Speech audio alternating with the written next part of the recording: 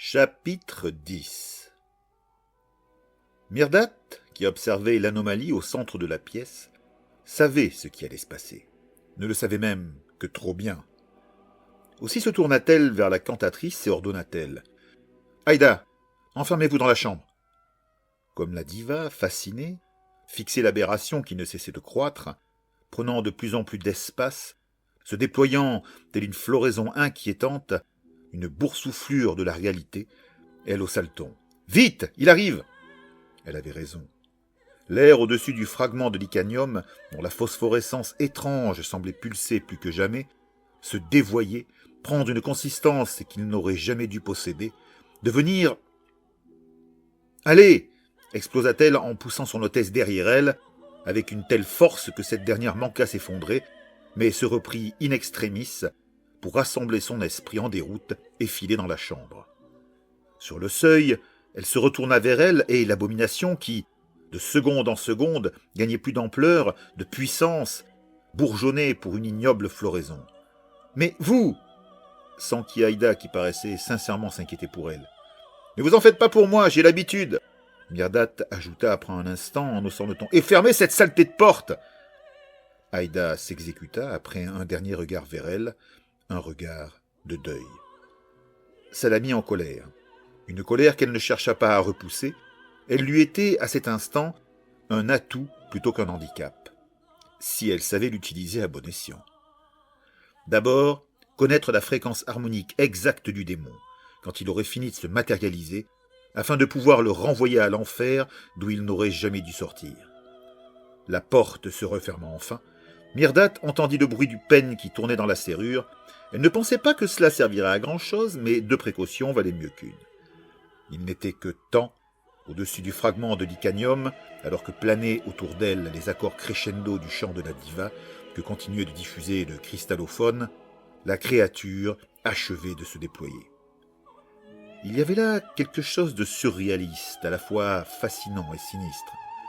De son œil humain, Myrdat ne distinguait que cette moirure un peu huileuse, déplaisante, cette perversion de la réalité qui altérait légèrement les images et déformait les choses, trahissant, si on savait où regarder, la présence d'un démon. Pendant ce temps, son œil gauche, derrière les lentilles de son oculaire, passait par une modification kaléidoscopique d'une harmonique infernale à l'autre. 135 Ewin s'afficha d'un côté de sa vision, alors que le monde basculait dans un jaune safrané. Des contours commençaient à apparaître, encore trop flous pour vraiment les distinguer et les interpréter, ce qui signifiait qu'elle était loin de la fréquence de la créature. Cette dernière se situait plus profond et était de ce fait plus dangereuse. Si elle avait besoin d'en avoir la preuve, quelque chose, était-ce un bras, une queue, une patte, un tentacule ou une tête, frappa la porte que la cantatrice venait de fermer avec assez de force pour faire voler une partie du bois en éclats. Il fallait à tout prix éloigner ce démon, ou il finirait par attaquer Aïda. Et outre qu'elle avait été mandatée sur ce train pour la protéger, Myrdat qui, pendant les moments qu'elles avaient partagés, s'était prise d'affection pour cette grande artiste, d'abord si simple et si chaleureux, refusait qu'elle soit blessée. Pour cela, elle n'avait qu'une solution. Il fallait attirer l'attention du démon, l'entraîner hors d'ici. Plus facile à dire qu'à faire. La créature se tenait entre elle et la sortie de la suite. Sa vision basculait déjà du safran à un orange plus marqué qui se teintait de rouge. Les contours commençaient à se préciser, mais lui étaient toujours incompréhensibles, fragmentaires. Avec les démons, les formes étaient la plupart du temps si délirantes qu'il était bien difficile, avant d'avoir trouvé leur fréquence exacte, de savoir à quoi ils ressemblaient. Et quand enfin on le découvrait, on le regrettait amèrement. Le dernier qu'elle avait affronté avec Helena, un 8e cercle à 757 Ewin, le plus puissant qu'elle ait jamais combattu, l'avait durablement secoué. Son esprit se retournait encore à la vision de cette abomination qui concentrait en elle les peurs les plus profondes, les plus primales qu'elle ait jamais pu ressentir. À tel point qu'à sa simple évocation, ses souvenirs se repliaient sur eux-mêmes, se dérobaient à elle, comme pour la protéger. Comme ceux de cette nuit il y avait si longtemps, cette nuit qui lui avait pris sa famille et la vie qu'elle aurait pu avoir.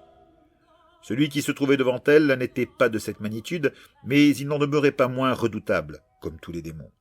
Il ne fallait jamais sous-estimer leur dangerosité, même celle des moins puissants. Celui-là n'était pas un 8e cercle, c'était évident.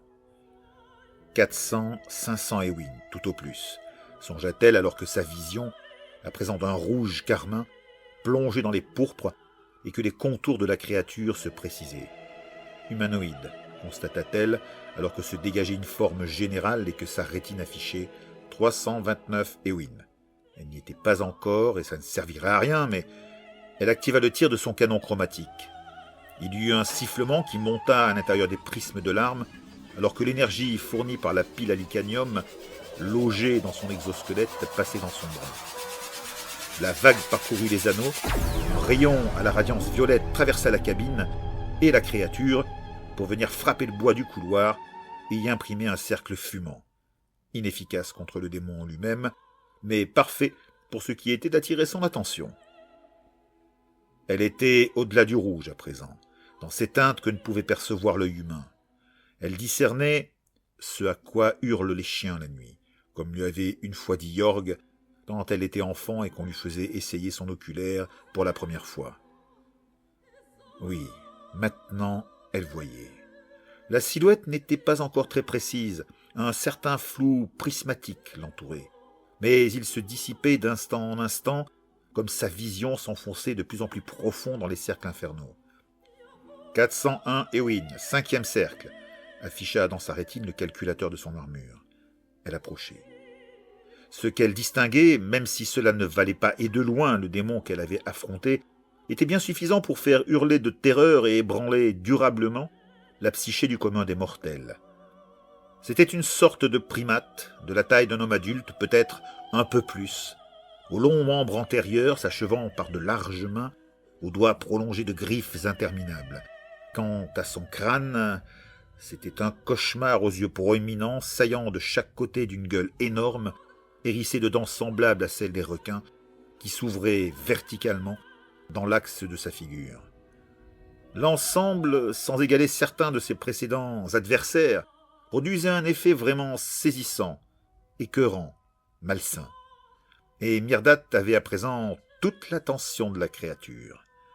Quelque chose siffla dans l'air dans sa direction. Ce fut par pur réflexe, grâce à la réactivité de ses membres licanomatiques, qu'elle esquiva le coup qui éventra le canapé dans un envol de rembourrage. L'odieux primate possédait aussi une longue queue osseuse s'achevant par une pointe dentelée, celle avec laquelle il venait d'éviscérer le pauvre coussin. Il était plus que temps de sortir de ce piège et d'entraîner ce monstre loin d'Aïda. Jouant le tout pour le tout, elle prit une impulsion sur ses 2 jambes mécaniques, dont les pistons se détendirent d'un coup pour la catapulter à travers la pièce, au-dessus de la créature, et la projeter dans le couloir. Elle s'y réceptionna du mieux qu'elle put sur le tapis, grimaça et se redressa aussitôt, ramassée telle une panthère à forme humaine, prête à s'élancer à nouveau. Il n'était que temps, le démon qui s'était détourné se lançait déjà à ses trousses. Il fallait qu'elle l'attire à un endroit où elle pouvait lui faire face sans risquer la vie d'autre personne. Sans attendre, elle sprinta vers la queue du train, où devaient se trouver les wagons de marchandises. Là, elle pourrait achever de calibrer son canon chromatique et renvoyer cette abomination d'où elle venait. Elle espérait ne croiser personne dans les couloirs. Normalement, à cette heure, la plupart des passagers devaient être dans les wagons-restaurants ou au salon. Derrière elle, elle entendait sur le sol, les murs, la cavalcade effroyable du démon qui la talonnait. Il était proche, très proche, trop proche. Elle accéléra encore, ses jambes infatigables pilonnant la moquette dans un bruit sourd. Derrière, la course s'accéléra aussi. Parvenue au bout du couloir, sans avoir rencontré âme qui vive, elle poussa la porte qui claqua contre une des cloisons et passa dans la voiture suivante pour bousculer un steward au bras chargé de linge qui s'éparpillèrent autour de lui. « Mais enfin, faites attention à ce que... » commença-t-il quand il reconnut celle à qui il s'adressait. Il s'apprêtait à se confondre en excuses, mais Myrdat ne lui en laissa pas le temps. « Suivez-moi, vite !» Derrière lui, elle surveillait la porte qui... « Mais enfin, pour... » Le regard du steward s'arrêta sur le canon chromatique déployé de Myrdat. Une lueur de compréhension accompagnée d'une terreur abyssale envahit ses pupilles, juste avant que la queue du primate infernal ne le transperce de part en part en pleine poitrine. La bouche du malheureux s'ouvrit comme pour articuler des mots qui ne vinrent jamais, avant que l'ignoble gueule verticale du démon ne lui gobe la tête et ne presse de plus en plus fort. Le visage auréolé de sang se déforma de grotesque manière jusqu'à ce qu'un craquement sonore retentisse et que les mâchoires ne se referment sur lui une fois, 2 fois, 3 fois. Le corps, privé de tête, s'effondra dans un geyser écarlate qui éclaboussa la créature, la rendant partiellement visible. Mais Myrdate n'en avait pas besoin. Comme elle fixait à nouveau l'abomination, le calculateur poursuivait ses mesures. 453 Ewin. Elle le voyait nettement à présent. Il ne manquait que quelques secondes pour qu'elle trouve son exacte fréquence et que son canon se calibre. Quelques secondes à peine, des secondes que le démon ne lui donna pas. Lâchant les vestiges du malheureux Stewart, il leva son ignoble gueule maculée de sang, comme en lévitation au-dessus du sol, puisqu'une grande partie du corps, celle qui n'avait pas été aspergée, était encore invisible. Reportant son regard sur Myrdate, il produisit un répugnant feulement et bondit sur elle. Trop tôt, il était trop tôt. Se retournant, elle se mit à courir, l'abomination sur ses talons. Sans s'arrêter, elle percuta la nouvelle porte qui fermait le wagon et se retrouva dans une voiture de marchandises, celle qu'elle voulait précisément atteindre, et au milieu, Marius, qui se dirigeait vers elle, le pas lourd, comme si toute la peine du monde pesait sur ses épaules. Marius qui, surpris, releva la tête pour la fixer. « Tiens, votre sainteté, quel bon vent, vous !» Il n'eut pas le temps d'en dire plus. Derrière Myrdate, la porte s'ouvrit à la volée pour livrer le passage au monstrueux primate aux 2 tiers invisible qui bondit droit sur elle. Elle sentit la queue du démon la frapper, fort heureusement dans le plastron de son armure, qui dévia le coup, mais dont la force la catapulta au sol, où elle roula sur quelques mètres, tel un vulgaire sac, avant de s'immobiliser.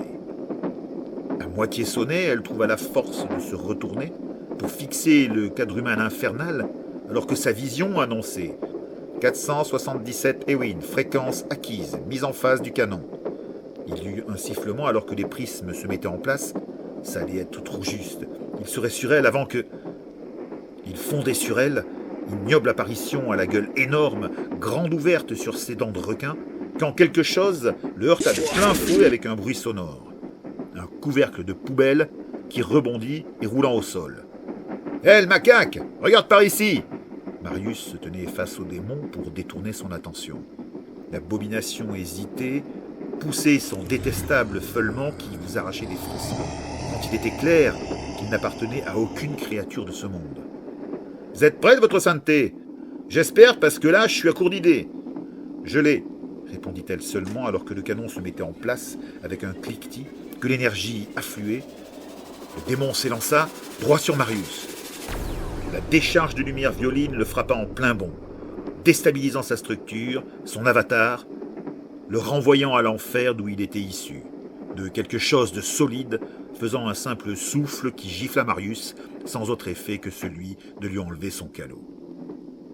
C'était fini, le démon avait été exorcisé.